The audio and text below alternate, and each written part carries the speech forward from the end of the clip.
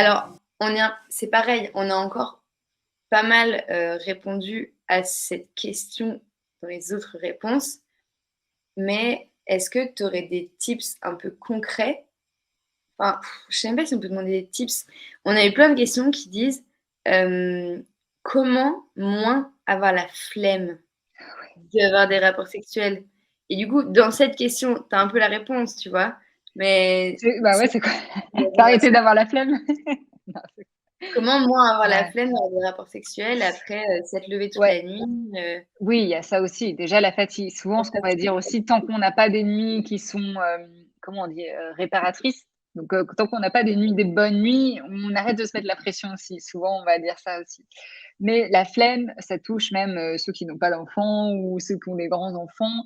C'est facile là, d'avoir la flemme. On a tous, déjà vécu des moments comme ça où on a envie, mais on a une grosse flemme et donc c'est pour ça que je dis, il y a une différence aussi entre on peut avoir de la libido, mais jamais initié ou pas initié parce que, ça va demander des efforts ou j'ai pas trop envie de bouger mon corps ou de voilà. Je dirais ce qui est le plus simple, mais du coup, c'est pas évident, mais le plus simple, en fait, c'est d'être déjà dans une certaine dynamique. Ça aide, en fait. Si, on est dans une certaine régularité, ça aide par rapport à cette fainéantise, on va dire ça comme ça. Parce que ce que je remarque, c'est que dès qu'il y a une coupure là-dedans ou que c'est un peu de la disparité, c'est un peu pliche, ploche, pache, on a des rapports intimes comme ça, un peu comme ci par ça, par-ci par-là, souvent la flemme va s'installer, plus facilement. Mmh. Un peu, je sais pas là quel parallèle on pourrait faire, métaphore, moi je sais pas, moi ça me le fait en cuisine par exemple. Plus je cuisine et plus je suis déjà dans cette dynamique et je prépare mes menus et c'est plus facile. Mais dès que par exemple, je l'ai plus fait pendant un moment, bah, c'était dur de m'y remettre, quoi. Ouais. C'est plus une question générale, de en fait, c'est la flemme de tout, quoi. C'est le mouvement. Alors pas forcément là, c'était pas forcément pour dire c'est la flemme de tout, c'est, dès qu'il y a une coupure dans une manière de fonctionner, bah, ça va demander un peu plus de temps de s'y remettre dedans et donc un peu plus d'effort et donc oui, si on est fatigué, ça va demander encore plus d'énergie alors qu'on a déjà pas d'énergie, donc on a la flemme. Mmh. Tu vois ce que je veux dire? Oui, je vois très bien ce que tu veux C'est dire. comme, aussi souvent ce que je dis, c'est comme, la gym par exemple. Quand on commence, la gym, bon, alors au début on a cette phase de motivation, on est bien motivé, mais Il y a le après sport. ouais, le sport et du coup, il y a ceux qui sont déjà dans cette ce rythme où ils disent: «Allez, j'y vais, je sais pas, 1 fois par semaine, 2 fois par semaine», qui sont dans cette régularité, donc ils se posent même plus la question, ils y vont et même si des fois ils sont un peu fatigués, ils savent que ça va leur faire du bien après, ils sont trop bien. Versus, les personnes qui vont, puis ensuite ils vont juste pliche, ploche, ploche. C'est encore plus difficile d'y aller. Coucou, c'est moi. Voilà. Bah, moi, c'est moi aussi. Avant, j'y allais tout le temps. J'étais la personne la plus assidue. C'était trop simple. Il y a eu Covid, plus de sport. Et là, mais j'y arrive pas et je me reconnais pas alors que j'étais tout le temps, j'avais de la facilité avant et j'ai été coupée dans mon élan et maintenant j'ai la flemme. Et c'est la même chose dans la sexualité. Mais après, si on a la flemme, est-ce que c'est pas aussi parce que ça rentre pas dans notre hiérarchie? Oui, et ça peut être aussi, on a la flemme parce que c'est pas forcément aussi plaisant ou bénéfique aussi. Parce que si on n'y voit Bien pas du sûr, tout d'avantage, bah, normal qu'on n'ait pas envie, quoi. c'est sûr. Et après, parfois, alors je sais pas, si vous, ça vous le fait ou si toi, ça te le fait. Des fois, on peut avoir la flemme parce qu'on a l'impression que ça va prendre du temps, de l'effort et qu'il faudra faire ci, ça et nin et penser un peu à la logistique.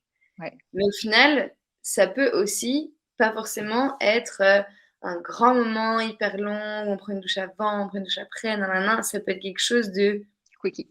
si on a envie, ça peut être un bon vieux Ouais. quickie. Ça peut être un bon oui, vieux quickie, mais ça, généralement, les couples qui sont déjà là-dedans auront plus de facilité.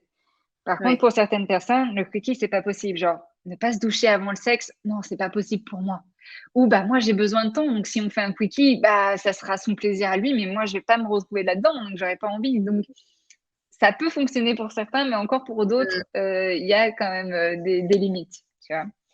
Donc, en gros, c'est vraiment déjà de comprendre ce qui est important pour nous, la manière dont on fonctionne, ce qu'on a besoin et de le faire dans la répétition, comme tout. Je parle pas en termes de fréquence vraiment, mais voilà, la répétition, la régularité est quand même importante. Je parle pas forcément pareil quand je dis régularité de rapport avec pénétration, mais la régularité dans les contacts physiques, dans le peau à peau, ça aide.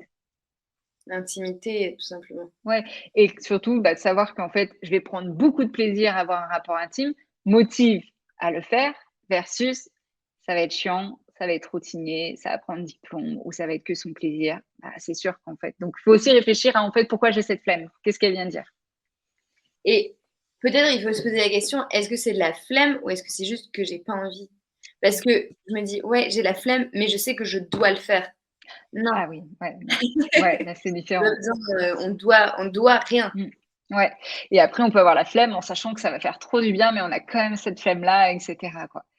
Mmh. Et en même temps, ça peut être OK aussi de temps en temps. On peut très bien se nourrir de ça, de ces fantasmes, de dire: «Bah, j'ai envie» et cetera, mais pas forcément passer à l'action et ça doit être OK aussi. Mais voilà, si ça s'inscrit dans la durée, alors là, peut-être, ouais. Sauf si le couple est OK avec ça. Mais s'il est pas OK, alors voir, ce qu'on peut faire. OK, très bien. Merci beaucoup. Cette question sur la flemme, je trouve, était intéressante. Ça mérite un grand débat parce que c'est vrai et beaucoup, hein, le disent et nous, en tant que sexo, on peut essayer de motiver, mais on n'est pas enfin, voilà, on est des coachs, on essaye de motiver, mais on n'est quand même pas derrière eux au moment où ils doivent le faire. C'est encore différent d'un coach sportif qui est là derrière, quoi. Oui, bah, de toute façon, je pense que dans toute, thérapie, dans tout changement, le changement doit forcément venir des personnes elles-mêmes. Mmh mh. Le thérapeute, c'est vraiment un guide, Ouais. mais les changements, ils doivent venir directement des personnes.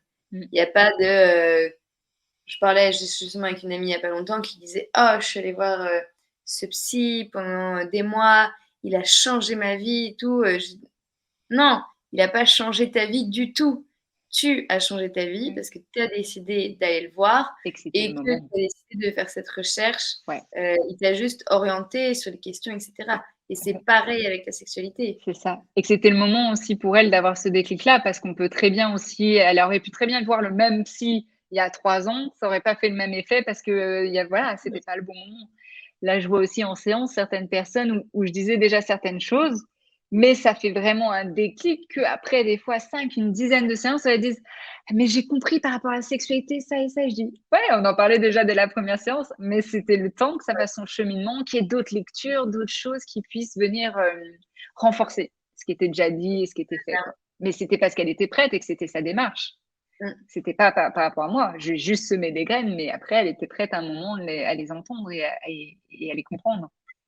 Mais après, c'est vrai que c'est simple de dire, OK, il est responsable de ce succès-là.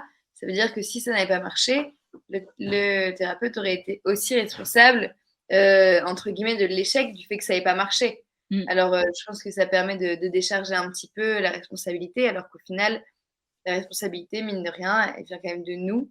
Ouais, Heu tout à et ça, fait. c'est important de le Ah, c'est le comprendre. premier truc, ouais, en séance, en couple, moi je dis déjà: «Est-ce qu'il y a la motivation?» parce que enfin, c'est vous qui devez faire le travail, c'est pas moi qui vais être dans la chambre à coucher et cetera, c'est vous.